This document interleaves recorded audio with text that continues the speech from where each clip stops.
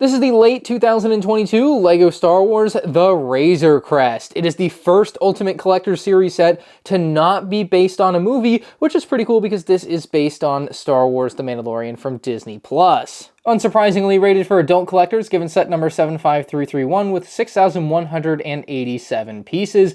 This set will set you back $600, and in today's review, we'll find out if it's worth that hefty price tag. Not advertised on the front of the box, but included for your $600 are 4 minifigs, 3 of which are currently exclusive to the set. The back of the box shows the Razor Crest landed, as well as the dimensions of the ship, and the actual LEGO set versus the clips from the show. Okay. If you heard that thump, you'll know that this is a very heavy set. The unboxing experience is going to be pretty standard LEGO Star Wars UCS unboxing experience, but of course with a Mandalorian twist. That is upside down. So we have box 1. On the top it says 1. On this side it says 1 as well. It's got Grogu and the Mandalorian with the Razor Crest there. This is concept art from the Mandalorian. Here we have another side of concept art showing him in the cockpit with Grogu there. And then over here we have box number 2. Again, it says box 2 on the top where it's black. Got some nice concept art. And then on the other side we also have concept art. So very nice experience as far as the boxes inside go. Much better than just plain white boxes. Curious to see if the instruction manuals are split as well. It looks like, see, that's weird to me. So you have box 1, you have box 2, but in box 1 you have both instruction manuals potentially. Let's take a look. Oh Lord, oh, that's so bad. Why would they make it look like that? We have all this really cool packaging with like awesome concept art and stuff, and we've gone through all the lengths to do that, but then this is your instruction manual. Like, it is something that you literally just look at for a second and throw away, but aren't the boxes too? So shouldn't those be equally bland if that's the case? I don't like that at all. That is not great for the consistency of the unboxing experience, which is apparently the reason that they've changed to these bad instruction manuals with poorly rendered visuals, but it is what it is. There's our sticker sheet. Take a look. Very cool. So there's 3 and 4 instruction manuals. I don't understand the terrible looking yellow. The first, and in my opinion, by far the best minifigure in the set is going to be the Mandalorian in his Season 1 armor. LEGO has been hammering us with Beskar Mandos over the past couple years, but they've finally gone back to Season 1 here, but added something special. While the torso, leg, and waist print remain just about, if not exactly the same as we saw in that original 2019 figure, this figure does add both 2 arm printings, and it adds a brand new helmet print, giving you a small ridge on the top of the helmet, another line above the visor, and better cheek accenting. So I think it's a great change for the helmet overall, and it does also seem to solve the issue of a bunch of the Beskar Mando helmets were being misprinted and the visor was printed down further than it was supposed to be. This seems to be a fix for that problem as well, which was absolutely necessary. Now underneath he does have a face print, but this isn't the first time. We actually did see the face in Mando's N1 Starfighter in summer of 2022. However, it is the first time that he gets a face print with a hairpiece to attach to it when the helmet's off. So that's nice. Next up we have Grogu within his pram. This is the second LEGO Star Wars pram build, the first of which coming in an advent calendar. So this is the first one with the proper coloring, and I think it looks fantastic. And of course, with that cute little Grogu figure in there, you can't go wrong. And no, the Grogu figure is no different than before. The Mythrol was a minifigure I was super excited to have come in this set, and it is by far the most disappointing figure in this set for me. It really could have used a specially molded or sculpted head here. Using the standard LEGO head with just a print for something that has so much depth and detail is just disappointing in this particular case. It works for a lot of characters, but I don't think the Mythrol is one of them.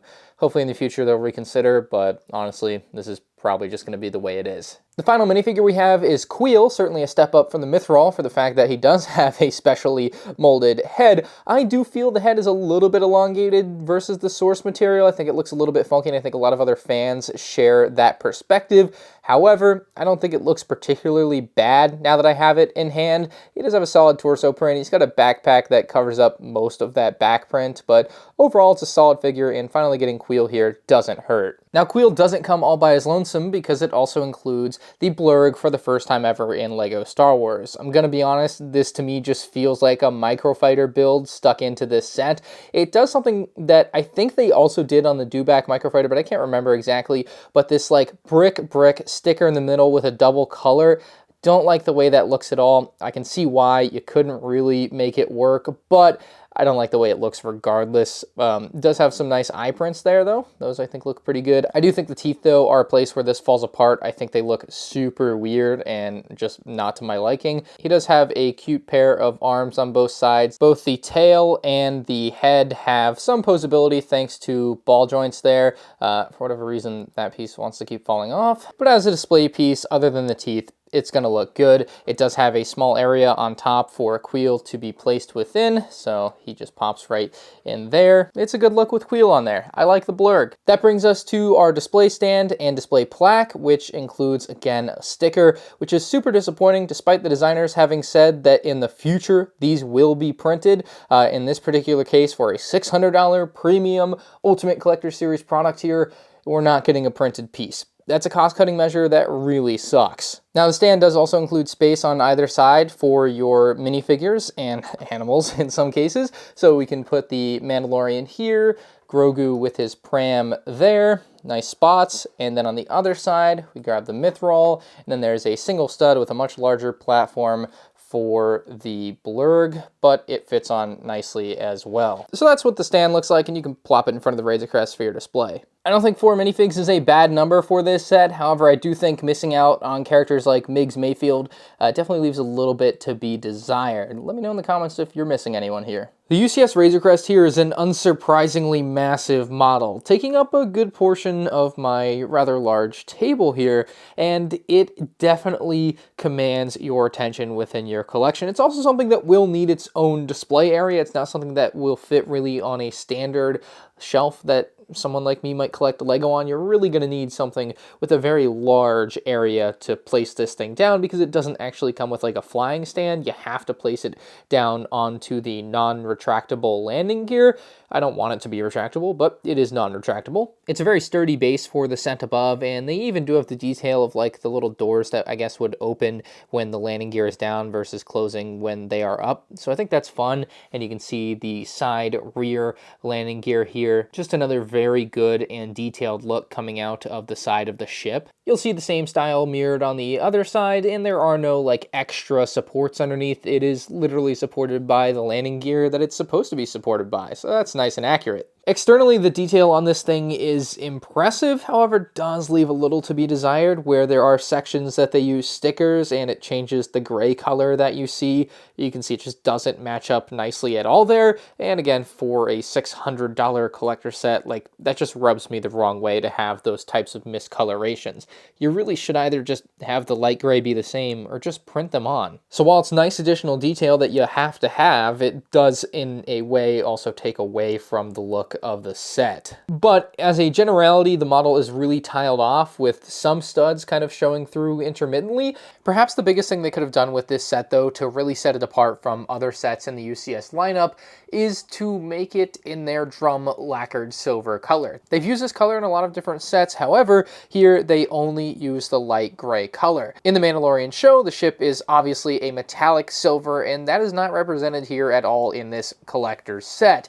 It's something that I think would have added an exorbitant cost to this set, so I can see why it wasn't applied here, but from a perspective of someone wanting something to look as cool as possible, definitely that drum lacquered silver would have been that and been the most accurate look for this set, despite adding a lot of cost probably. It's not necessarily something I'm going to knock the set for, but it's definitely something that would have been nice.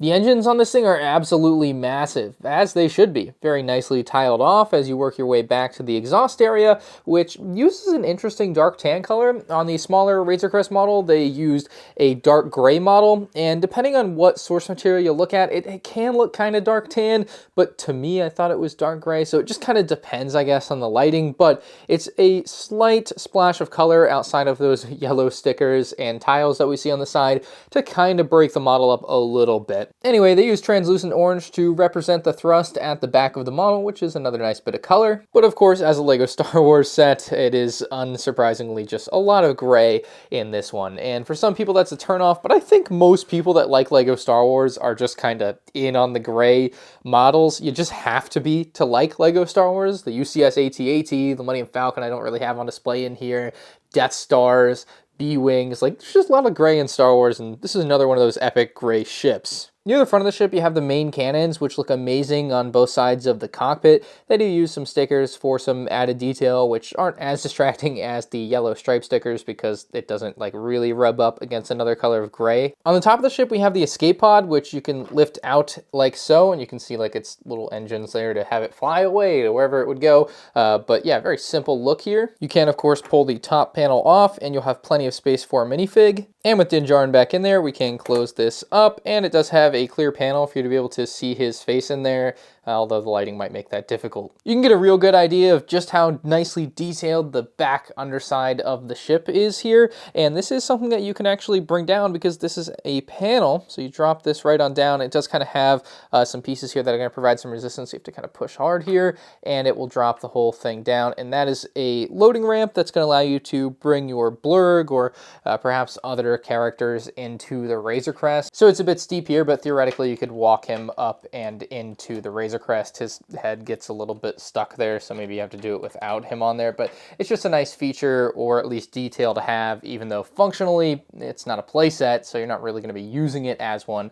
It's just nice to have regardless. Looking at the Razor Crest from this angle gives you such a good idea of how hard the designers probably had to work to make all these different angles work on this ship. I mean, you have a lot coming together here in this particular section at all sorts of different angles with different pieces, and to make this all work together is just kind of like magic to me. I can't imagine having had to design this thing. It must have been an absolute nightmare, but the end product here, I think, is beautiful, and there is a function baked into this panel where you can drop down this and you have another walkway ramp into the ship. Very accurately placed there. Love that. And you can take a character like, say, Grogu and place him at the top on a stud, and of course you can have other characters like pretend to walk up the ramp. It's not a feature I'll be using outside of this review, though. I guess it could also make for an interesting way to display your Razor Crest where you have the ramp open and Grogu at the top and Mando at the bottom. Just something to spice it up, perhaps. The same ramp can be found on the other side, accessing it by pulling down and pulling this out. It's simple and easy to use. It is really impressive how hidden it is if you're not looking for it. You just can't even tell it's there until you pull it out. The windshield on the set is perhaps my least favorite part about it, and for one simple reason: it's not flush. I'm really talking about how we have multiple angles coming together on the very front of it here. You can see this particular panel does not have the exact same angle as these panels do coming down, and as such you have something that ends up having some weird ridges, and it's a little bit hard to show on camera, but it's certainly noticeable in person. It's not quite as bad as perhaps the worst cockpit ever on a UCS set with the B-Wing there, but it is something that I find to be moderately annoying for $600. I really think the $140 version did it better. It doesn't have that weird like chunk taken out of it and weird lines in the middle. It's something that could have looked better, clearly, and just doesn't. Now, credit where credit's due, these are printed. However, I believe this one in the middle is a sticker, so give and take there. Accessing the cockpit section for this set is super simple. You just lift this up and you're in. No, I'm kidding. That's not how you access it. You literally just pull this thing off. It's not actually connected anywhere, so it is slightly loosely on there. That's something that's kind of a theme in this set, is there are some kind of wobbly panels, but like that's not something that bothers me in this particular case. It doesn't need to be like 100% most sturdy, every piece is 100% connected type of set, because it's not a play set, it's a display set, and I like that they can have a little give and take there, in this case sacrificing a little bit of stability for a great look here, other than right at the front. So yeah, you just pull this off, and inside of here you'll notice it's pretty fancy looking, nicely, you know, curved off and everything, no weird colors I would say, and then on the inside of there is a control panel, so that's nice. You'll find a lot more control panels, however, around the seating inside of the cockpit, and boy, is that a dense cockpit with control panels. I don't know if I've ever seen that many control panels side by side in a LEGO Star Wars set like that. It's really cool to see. It's nearly a mirrored image on the other side, bar the knob that Grogu takes off and plays with. As far as seating goes, there are 3 seats at the front, 2 of which are just normal LEGO seats, and 1 of which is a special seat for Din Djarin, which can turn and actually has a bit of a movable back to it, so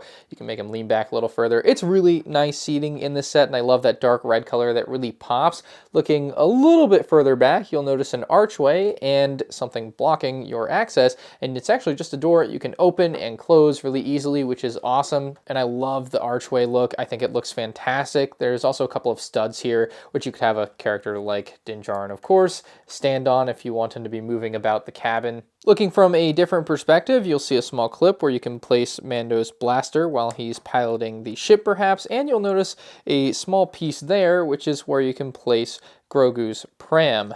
I seem to have lost Grogu. Drop him onto the stud, and it's a decent place to store him within the ship. Now, another cool thing about all this is this whole section can actually be removed. You just pull it straight up, and you can see it's a bit of an odd shape, but it can be removed for ease of use or, of course, to access what's below. Below there is the ladder we just saw. Quite a bit of empty, just walkway space, of course, because you just kind of have to have that. And then we have a bed for Mando, which can be pulled out, up, and away. There we go.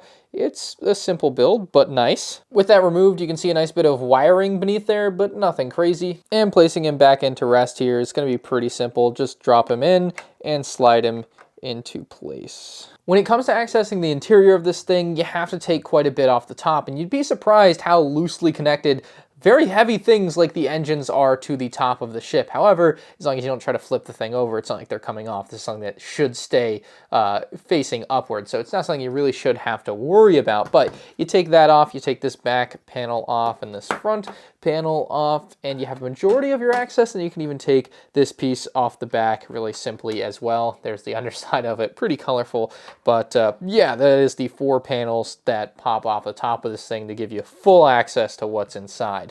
Inside we have some pretty cool crates. On top of the brown one on the left, we have what I think are the blue cookies that Grogu eats, and on the right we have some with Imperial logos printed on. Now these are tough to get out, if not impossible to get out. Oh, there we go, I was able to nudge it free, but inside of here we will have a pair of binoculars, so pretty cool, I guess, but not worth the trouble of trying to drag out of there for a pair of binoculars. Inside of the Imperial crates are thermal detonators. To the right of all that, we have a weapons cabinet, which on top has a sticker, which might be one of the coolest stickers we'll ever get in LEGO Star Wars. It says "Baby on Board" in Aurebesh, and it's got Grogu's head. And then the weapons cabinet itself is removable, because otherwise you couldn't possibly access everything within. Pull that out, drop it down here, and you can open both doors. So you can see 5 separate LEGO weapon pieces in there. That's awesome, actually. Surprised they included the detail, not gonna lie. Directly across from that is your carbon freezing chamber, as well as a couple of other characters already frozen in Carbonite. You can remove these pretty simply by pulling them up, or just like literally just pull them off the clip like that. You can see there is 1 sticker there, and there is your second character. You can see these are very nice Carbonite pieces, despite not being custom molded like the Han Solo one. As far as sticker Carbonites go, this is some of the best stuff you can get. Now this is the freezing chamber, and it is also removable with its own spot there. And in this particular set, of course, we have the Mythrol to be frozen, so we would drop him there and then freeze him. I think that is an awesome section of the ship for the Carbonite freezing chamber and the characters frozen in Carbonite. I love that. Another great detail is Boba Fett's armor in this set. They do use the correct color armor with the sand green color here, because this is before he repainted it. However, it is still not the 100% correct Boba Fett armor. They seem to have a real problem with that in these Book of Boba Fett and Mandalorian sets, where this armor should really be the more worn down look for Boba Fett's helmet versus the freshly painted look for the helmet. At the very least, it's the right color in this set, though, and it's also not something that you're really ever going to see when displaying this set. It doesn't, like, bother me here, but, like, again, $600 collector set, you just want to get the little things right, and they have got it right here, I would say. And then the final section really behind that is just kind of a staging area for the blurg, and they do kind of leave a little hole there, so you could theoretically put Quill there. And so when you're storing the set, if you just want the figures inside of the set, you can have Quill there and place the panel back on top, and it's not going to be something that he can't do. It's just something that's difficult to do when you try to push him through here. Having the top off also gives you such a great insight into the paneling work on this set. When you're building it, it's just crazy how many different angles you have to place panels on and weird connections you make, really. I mean, this piece at the back is quite literally inside of a rubber Lego piece there. You can see it kind of stretching as I move, because that's just the way they had to do it. But it works perfectly to maintain the angle and is still plenty strong enough. So how do you pick the set up? That's pretty simple. You just grab it underneath here, and then the instruction manual is pretty specific that they want you to grab it here and like not here. So you are supposed to grab it here, and you can lift it up. It's a heavy set. You don't swoosh it around. 0 for swooshability. Maybe not 0, maybe like a 2, I don't know. But it's a heavy set, so you do have to be careful picking it up. You're gonna wanna do it as they tell you to pick it up, such as not to like just push the wrong spot and have it fall apart in your hands. Don't want that to happen. But this thing is, whew, it is a hefty boy for 600 bucks. It definitely feels like it's worth $600 as far as the weight goes. This set and a lot of other large recent sets from LEGO in general have brought up the question for a lot of people of, is LEGO pricing fans out? $600, you know, many years ago would have been insane for a LEGO Star Wars set, but nowadays it almost feels commonplace. And for something as new and not as like originally iconic as something like a UCS Millennium Falcon or AT-AT or Star Destroyer, it does feel a little bit odd to me, but I think for the money, what you get here is amazing. It's incredibly detailed, it's epically large, it's gonna command your attention on display. Like, I think there's a lot going for it, including some cool exclusive and very nicely upgraded minifigures, especially with the Mandalorian there. Like, there's a lot of good stuff about this, but again, when you're gonna charge $600 for something to not include a printed plaque, literally $30 sets they make for 4-year-olds get all printed parts, and $600 collector sets don't, despite collectors being overwhelmingly vocal about wanting printed parts. And for good reason. But to circle briefly back on the topic of LEGO pricing people out, I don't quite think that's the case, given that you have smaller versions of the same thing in this case. It's not like the only way to get a Razor Crest is to buy the $600 version.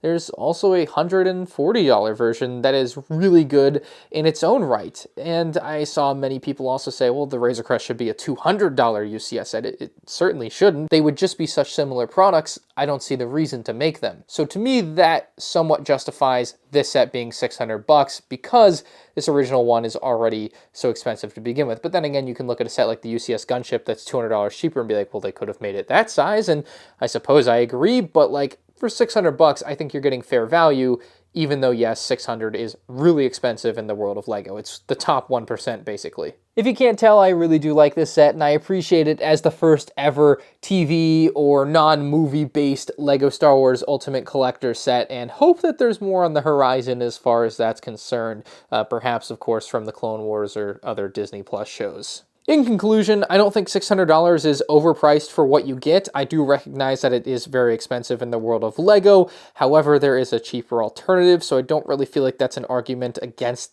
having this set exist. I'm going to give this set a 9.5 out of 10. If you are considering picking it up, please also consider using the affiliate link in the description below, costing you nothing extra and helps support the channel. And you can check out more 2022 LEGO Star Wars set reviews on the end screen now.